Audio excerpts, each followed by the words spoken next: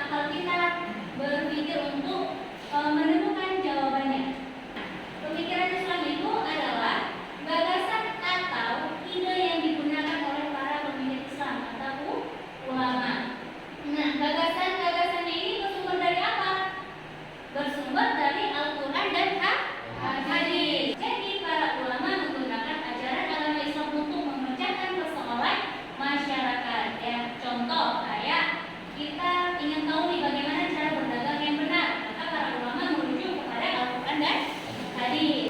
Di dalam sebuah sejarah pemikiran Islam itu kita akan membahas tentang pemikiran-pemikiran para tokoh. Nah, siapa yang tahu tentang pemikiran tokoh Islam? Ayo tunjuk tangannya. Oke, Sakina. Ibnu Sina. Oke, Ibnu Sina. Selain itu apa lagi? Sultan Mahmud II. Oke, Sultan Mahmud II. Apa itu? Bagaimana Sultan Mahmud II itu, Mas? Sultan Mahmud II itu ya merupakan salah satu sultan pada masa pemerintahan Turki Utsmani. Ia menjabat menjadi sultan pada tahun 1902. Ia merupakan salah satu pelopor pembaharu Islam pada masa itu. Pada masa kesultanannya, ia melakukan beberapa pembaharuan. Yang paling menonjol dalam pembaharuannya itu dari aspek pendidikan, yang mana ia mengintegrasikan antara pendidikan pendidikan tradisional dengan pendidikan modern sehingga sesuai dengan perkembangan zaman agar tidak tertinggal. Selain daripada itu, Sultan Mahmud II juga mengirim masyarakatnya untuk belajar ke Eropa agar dapat menimba ilmu di sana dan kemudian kembali ke wilayah mereka dan menyebarkan ilmu pengetahuan yang telah mereka peroleh di barat. Oke, bagus. Tepuk tangannya. Oke, ini ada beberapa tokoh Muslim yang memang terkenal pada masanya. Yang pertama adalah Jamaluddin Al-Afghani, yang kedua adalah Muhammad Abduh, yang ketiga adalah Abu al-Mawdudi. Ya, bidang ya. Nah, selanjutnya kita masuk kepada Al-Mawardi. Ini adalah tokoh pemikiran di dalam bidang politik atau dalam bidang pemerintahan ya. Nama Al-Mawardi adalah Abu Al-Hasan Ali bin Muhammad bin Habib Al-Mawardi Al-Basri. Ya, beliau lahir di Basra pada tahun 364 Hijriah atau 975 Masehi. Nah, terus beliau ini ketika masa kecilnya beliau menempuh pendidikan di Basra. Kemudian beliau melanjutkan pendidikan di daerah Baghdad, ya, tepatnya di Universitas Al-Za'farani. Nah, karena beliau ini adalah seorang yang haus akan ilmu pengetahuan, maka beliau melakukan pengembaraan ke berbagai negara dan menempuh pendidikan ke berbagai guru untuk mendapatkan ilmu pengetahuan. Nah, beliau juga ahli dalam bidang hadis, ya, tafsir, ushul fiqh dan lain sebagainya.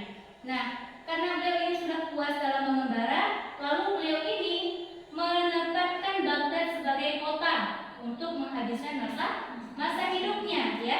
Di sini beliau membuat berbagai macam karya, termasuklah karya yang paling terkenal adalah Al-Ahkam Sultaniyah, yang mana berisikan kitab ini tentang pemerintahan atau tentang perpolitikan. Nah, Al-Mawardi beliau juga wafat di Baghdad pada tahun 27 Juni 1058 Masehi, tepatnya usia beliau pada saat itu adalah 86 tahun. Ya, lanjut ke pembahasan tentang pemikiran politik Imam Al-Mawardi. Ya, di sini pemikirannya ada dua. Yang pertama itu asal mula timbulnya negara, dan yang kedua adalah hukum menegakkan imamah atau kepemimpinan. Nah, ternyata ada beberapa unsur yang diterapkan oleh Al-Mawardi untuk kemajuan suatu daerah atau perkembangan suatu negara. Itu ada agama, ya, ada penguasa yang karismatik, ya, ada keadilan yang menyeluruh, ada keamanan yang merata, kesuburan tanah yang berkesinambungan dan harapan kelangsungan hidup. Nah, jadi di dalam seorang pemimpin itu pasti memiliki iman dan takwa yang sangat melekat di dalam dirinya. Kenapa? Hal ini untuk mengetahui mana yang baik dan mana juga yang buruk. Nah, terus juga seorang pemimpin itu memiliki jiwa karisma. Apa itu jiwa karisma? Nah, jiwa, ya, orang-orang yang memiliki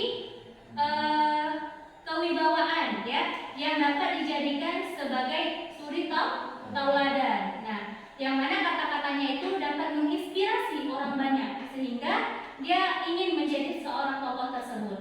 Nah, terus juga seorang pemimpin itu juga harus bisa adil, ya, adil sesamanya dan juga sesama dengan masyarakat.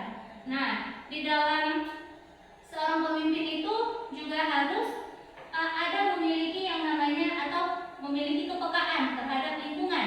Dikarenakan di lingkungan ini memiliki sumber daya alam dan juga sumber daya manusia, ya kan? Nah, karena dengan kita memanfaatkan sumber daya alam ataupun sumber daya manusia ini, maka akan meningkatkan sebuah perekonomian suatu negara.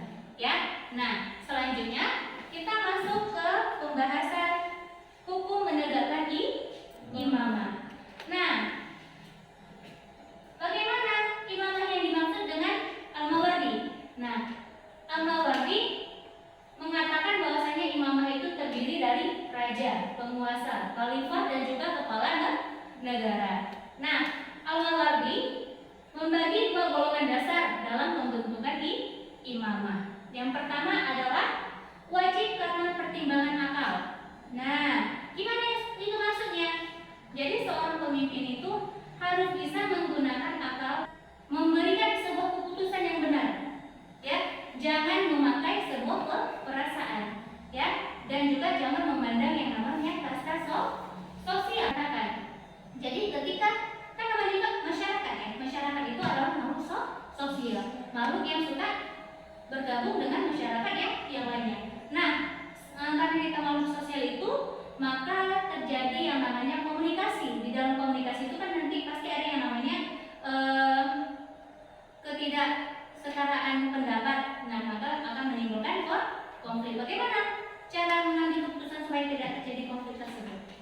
Ya kan? Nah, yang kedua adalah wajib berdasarkan hukum agama. Nah, kita ambil contoh lah. Bagaimana seorang pemimpin dalam menegakkan hukum Islam? Nah, kalau misalnya dia melakukan sebuah kejahatan, hukuman apa yang pas untuk ditegakkan? Yaitu ketika bermaksiat akan mendapatkan hukuman yang setimpal. Contoh seperti cambuk. Nah, itu kan hukuman yang sangat berat, ya, sesuai dengan syariat Islam. Nah, selanjutnya kita akan membahas tentang orang yang berhak dicalonkan sebagai kepala negara atau imam menurut Al-Mawardi. Nah, apa? Adil seperti yang bilang tadi. Adil terhadap atasan, adil terhadap bawahan, dan juga adil terhadap sesama. Nah, terus punya ilmu. Nah, punya ilmu dan juga sehat pendengaran, mata, sehat badan, ya. Pandai dalam mengendalikan urusan rakyat dan berani serta tegas. Nah, seorang pemimpin itu harus memiliki jiwa yang tegas dan juga berani. Sekian dulu pertemuan perkuliahan kita hari ini. Lebih dan kurangnya ibu mohon maaf. Sudah dimaafkan? Baiklah, ibu ada yang akan mengabsen. Siapa saja yang hadir dan siapa saja yang tidak hadir, ya.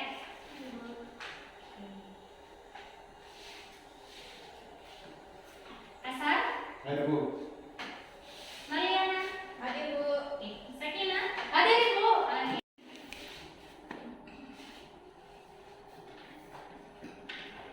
Cukup dulu, Nana.